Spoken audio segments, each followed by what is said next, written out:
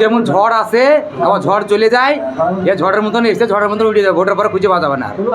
বাকি প্রার্থীরা তো পাবেই না খুঁজে। হয়েছে কিন্তু এমএলএর মতন কাজ করেনি, ও কোনো উন্নয়ন করে নিয়ামতের কোনো কাজ নাই কিছু। আমাদের হুমায়ুন কবির এখন ভালো পছন্দ আমাদের। না ওটা বেকার, ওই 1 কোটি টাকা দিতে পারে, 1 কোটি টাকা ও 10টা এমএলএ কেনা হবে, 50টা এমএলএ কেনা হবে। বিজেপি, হ্যাঁ বিজেপি, কাল পাল্লা ভারী ভাব। বিজেপির পাল্লা ভারী। আচ্ছা বিজেপি পাল্লা, আচ্ছা মুসলিমরা ভোট দিতে পারে না? সেটা অন্য অন্য ব্যাপার। তারা আবার অন্য ব্যাপার কেন? মুসলিমরা কি ভোট দিতে পারে না বলে? বললেন যে ছাপ মেরেছি নাকি আরেকবার? ছাপ মেরেছেন এইটুকুই শেষ? এইটুকুই শেষ, তাছাড়া যে কে পাস করবে না করবে এটা আমরা বলতে পারবো না। হলো হরিয়াপাড়ায়, হ্যাঁ হরিয়াপাড়া কার পাল্লা ভারী ভাবছেন? কার পাল্লা এখন নিয়ামতের ছাড়া বা কার হবে? পাল্লা ভারী ভাবছেন? এখন কার যে পাল্লা ভারী গেছে, এখন নিয়ামতের অধিকার। হ্যাঁ এখন হয়তো হইতে পারে, হুমায়ুন কবিরও যেতে পারে কোনো আমাদের। কার সঙ্গে প্রতিদ্বন্দ্বিতা হবে ভাবছেন? নিয়ামত সঙ্গে হবে, নিয়ামতের সঙ্গে কার? হুমায়ুন কবির। নিয়ামতের সঙ্গে কার? এই যে কি বলছে রাজু নাকি ওর নাম বিজয় শেখ। বিজয় শেখ, হ্যাঁ বাসি। বাসি বিজয় শেখ। বাকি দলগুলো কি ভাবছে? বাকি দল আছে, থোড়াথোড়ি পাবে ওরা। আপনার নাম? আপনার নাম? আপনার নাম? আমার নাম এরশাদ আলী।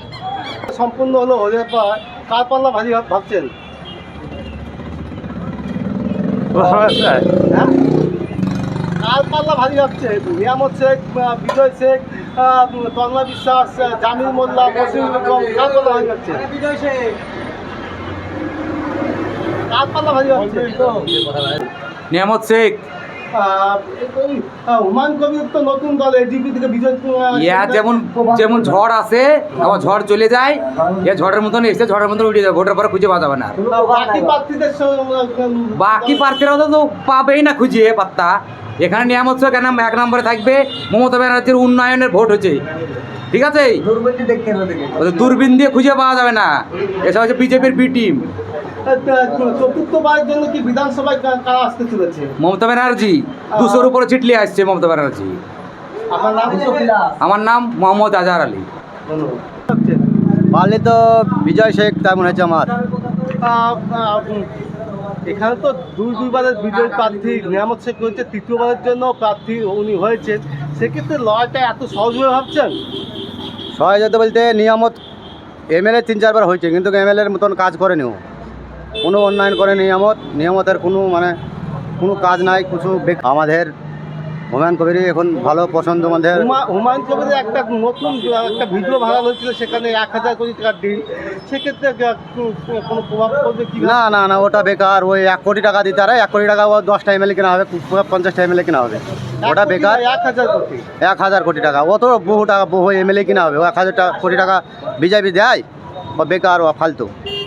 আচ্ছা, শেষ মানে প্রতিদ্বন্দ্বিতা কার সঙ্গে হবে ভাবছেন?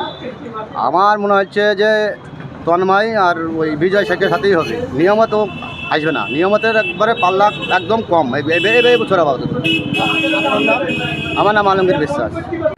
হরিয়াপাড়ায় এবার কার পাল্লা ভারী ভাবছেন? বিজেপি, হ্যাঁ বিজেপি, কার পাল্লা ভারী ভাবছেন? বিজেপির পাল্লা ভারী। আচ্ছা বিজেপি পাল্লা, বিজেপি পাল্লা। এখানে তো হরিয়াপাড়াতে মাত্র 28% ভোট রয়েছে মানে হিন্দুদের। সেক্ষেত্রে আপনি কিভাবে বলছেন? আচ্ছা মুসলিমরা ভোট দিতে পারে না? সেটা অন্য অন্য ব্যাপার। তারা আবার অন্য ব্যাপার কেন? মুসলিমরা কি ভোট দিতে পারে না বলে? 28% হিন্দুদের ভোট, হ্যাঁ, আর 20% নিয়ে চলে আলি তো পাস হয়ে গেল। তাহলে 20% ভোট কি আসবে না? 28% হলেও তো 28% তো পুরোপুরি তন্ময় বিশ্বাসের ফেভারে যাবে, এটা তো সম্ভব কেন? আমাদের পঞ্চায়েত খিদিরপুর পঞ্চায়েতে, হ্যাঁ, খিদিরপুর পঞ্চায়েতে হিন্দু গ্রাম আছে 6টা মেম্বারই আছে, 6টা মেম্বারই আছে পঞ্চায়েতে।